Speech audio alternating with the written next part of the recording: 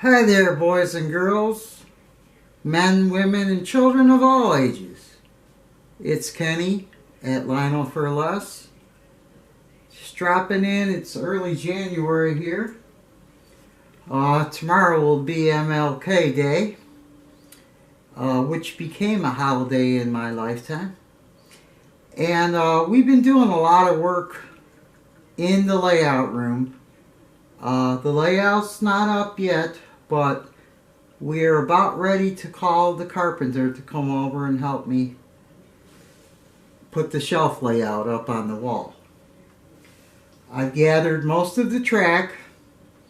I have some straight pieces coming in later this week, and then we should be ready, pretty ready to fly on that.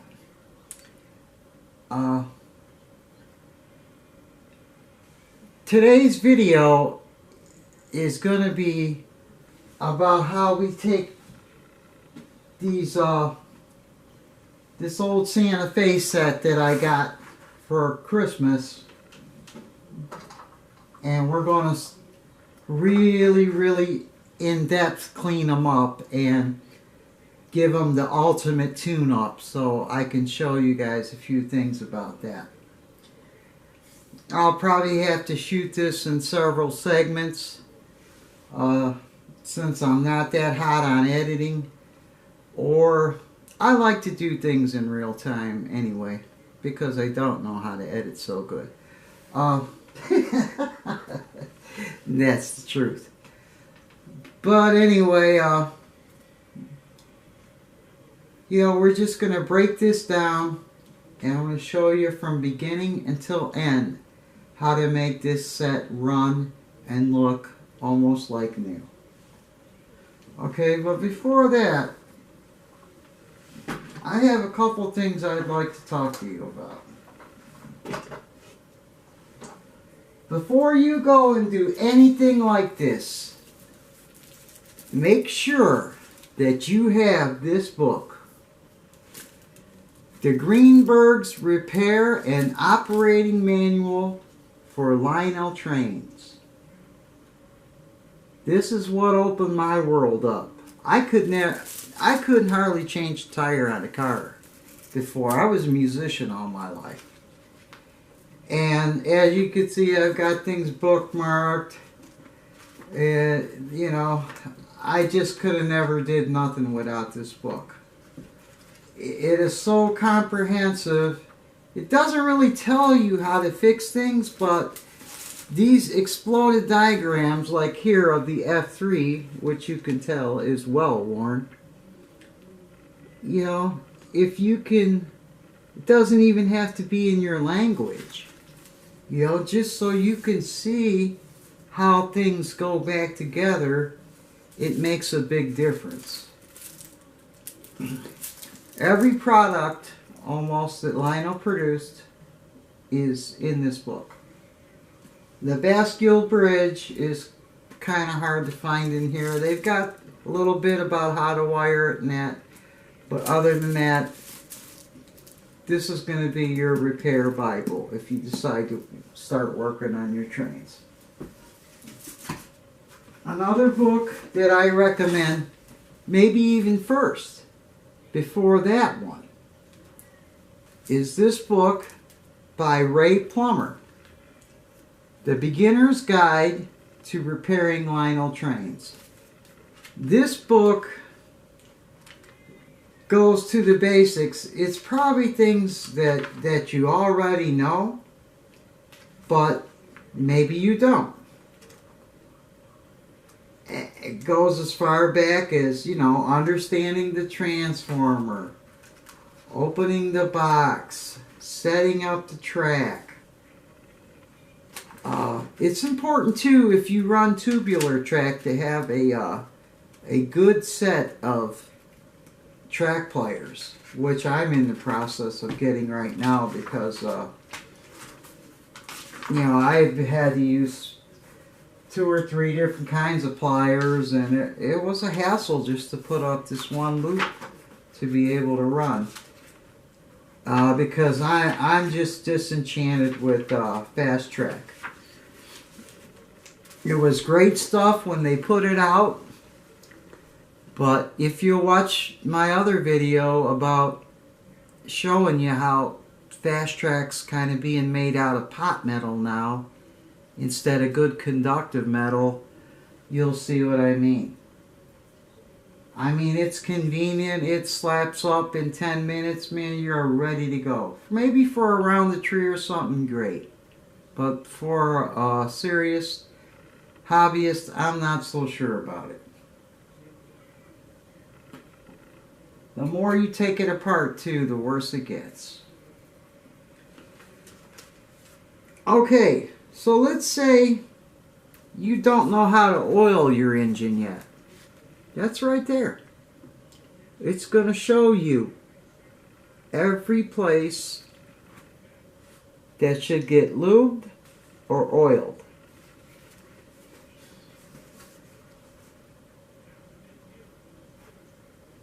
It's telling you to use a Scotch-Brite. Always have clean wheels. The wheels are your ground. The wheels and the rollers. It shows you how to take a hot wire, put it on the roller pickup, take a ground wire, put it on the frame of the motor, and it'll run when it's upside down. That's a quick way to tell if your train's running or not. I mean, it just goes through the basics of things. And I would say it's almost like a prerequisite to this book. Okay, because if you read this one, you're getting in the ballpark. You get over here, you're figuring out some more complex things. After a while, things will be easier for you. And, of course, if you're new to the hobby, always have a price guide. I mean, you can get the same train. Let's look up the Santa Fe's I have here. Okay, so this is a 2343 set. Okay, and it's a Santa Fe F3 diesel units, AA combination. They are made from 1950 to 1952. The low end on good condition, and that's running. That means running and good. You know, not pitted up and no silver left and scratches everywhere. That means good condition. They're down to 155. Now, if you get a candy store brand new one with the wrapping papers and boxes and everything, looks like it just came off the shelf today, $471. Now, you and I both know that the going rate for a decent set of Santa Fe's right now is about $250. To your door. You ought to be able to get it to your door for $250. A set like I got, $200. Okay, because you'll see when we open it up, all that glitters is not gold. It runs, but it needs work inside. And that's why I'm taking this chance to make these videos about servicing an F3 completely and cleaning it up so it's not a dirty thing anymore. The fellow I got this from is a great guy. He gave me a super terrific price on him, and I can't complain at all about what I got, you know. How can somebody text me when I'm doing a video? Those darn phones, you can't get away from them. And as I've stressed before, if you'd like to learn the history of Lionel trains and more about each engine and car and caboose and accessory. Everything made in the post-war era. This book by David Doyle is unbeatable. And as you can tell, this one here too has been extensively used. I mean, the bindings is broke.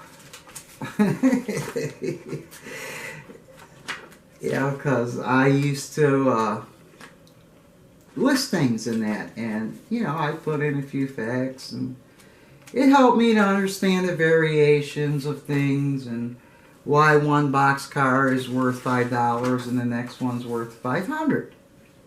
It can be something really subtle too. So if you get around going to the train shows or looking on eBay, people will list things sometimes and not know what they have, and you might find a needle in a haystack and find something very valuable.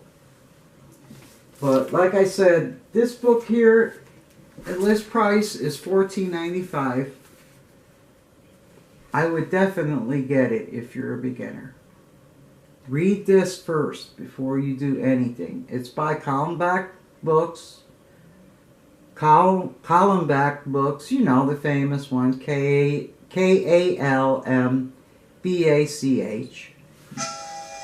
The ones that write all the train books.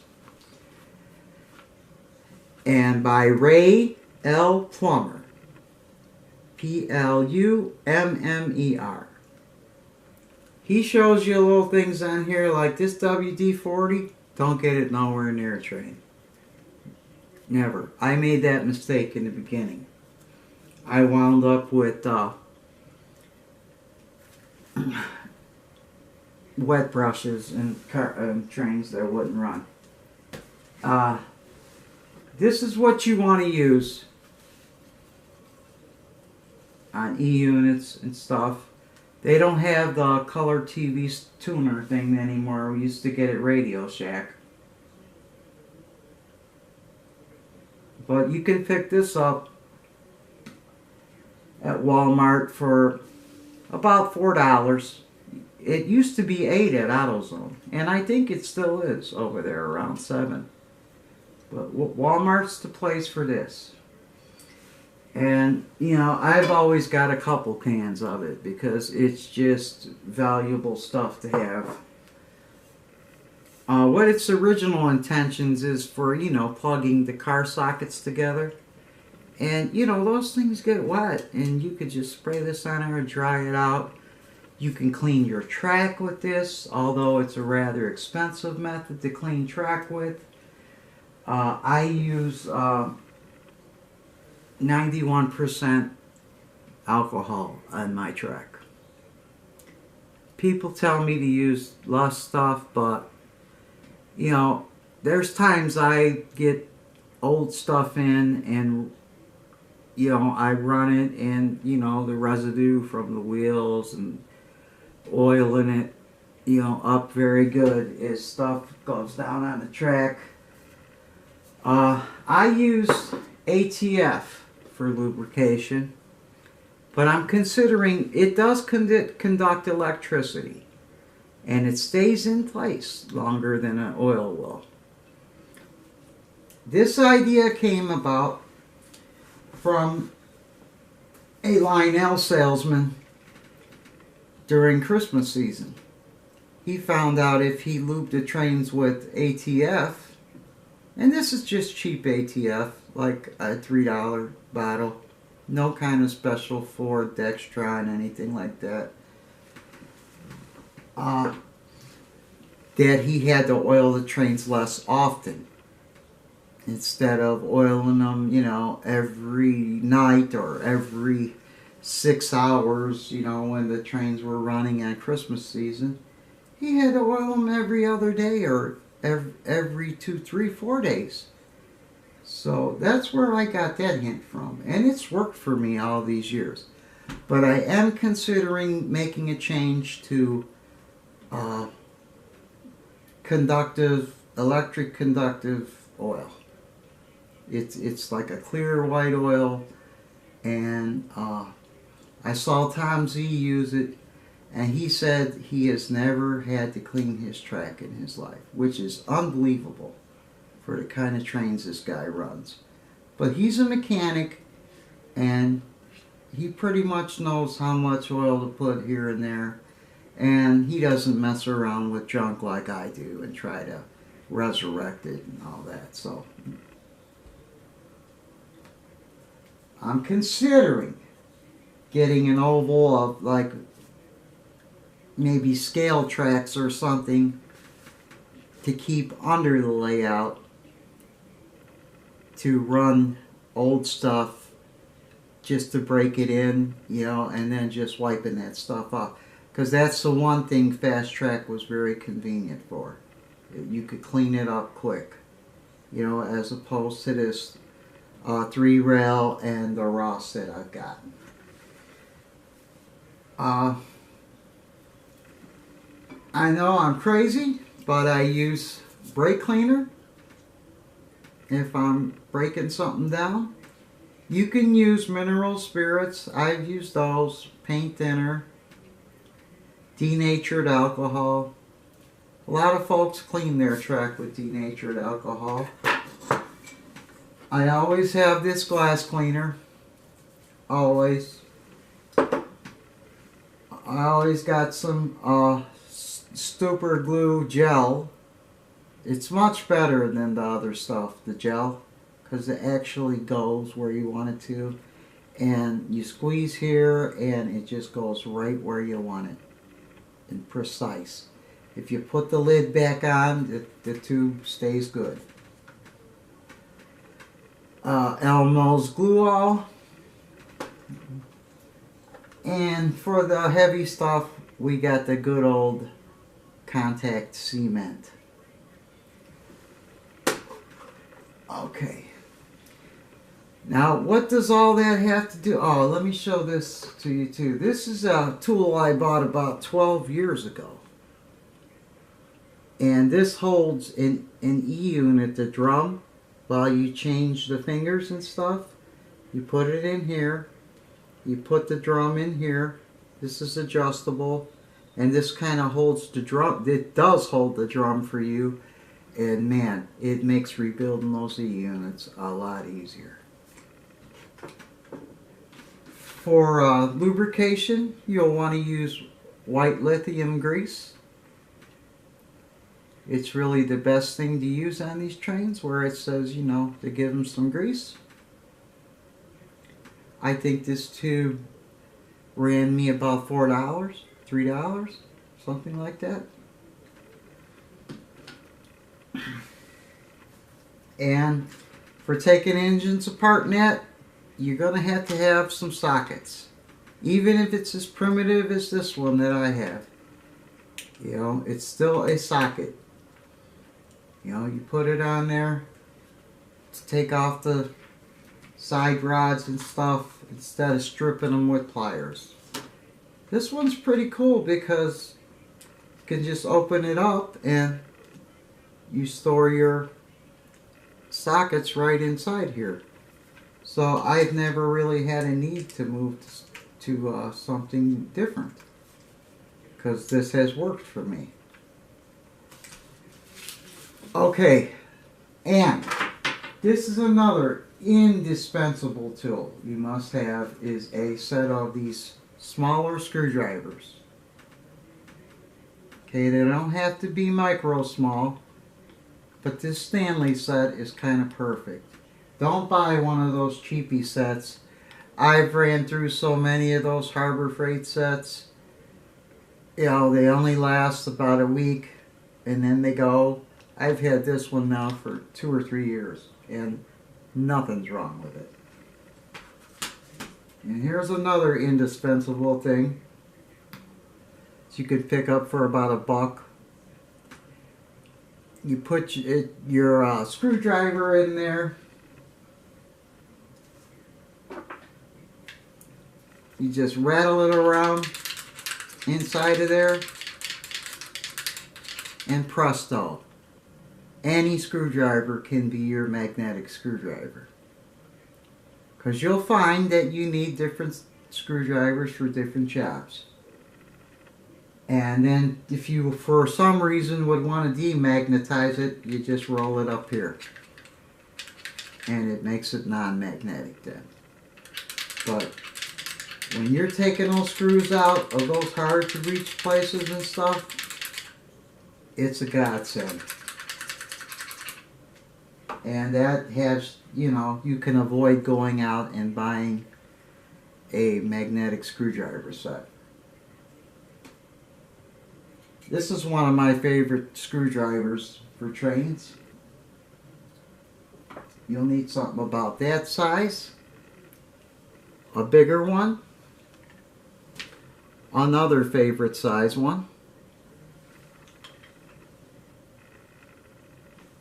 basic Phillips, and of course you'll need some pliers, things like that. You can pick these up everywhere. You know, you can get these at Harbor Freight, you know, and stuff. But if you want to get a little better quality set, you know, these are for cutting wire, but I also use them on the track to reshape the rails. It's not quite small enough though, so I have to do extra work, and that's why I've got track pliers on order right now. Wire cutters, you'll need those. You'll need some solder, some flux. Flux is very important. First spray the area down with the CRC that you're going to solder. That'll clean it, okay? And then put some flux on the area that you're going to solder. And, you know, just go to it. I've got a gun now that I use. I'm considering going back to something smaller. The gun's okay, it does a great job. But there's a lot of spots I can't reach in where I need something smaller, so I'm going to pick up a little smaller one too that's still got a little bit of bite to it. And if you start to work on MTH stuff or anything, you know, you're going to need even smaller things if you go into, you know, trying to solder stuff on boards and things like that. I'm just beginning to get into that aspect of it. So I guess this was the intro to how to completely service an F3. And for part number 2, I'll start actually showing you how to do the work. So hang around for the next video. This is Ken at Lionel for Less, and as always, God bless you.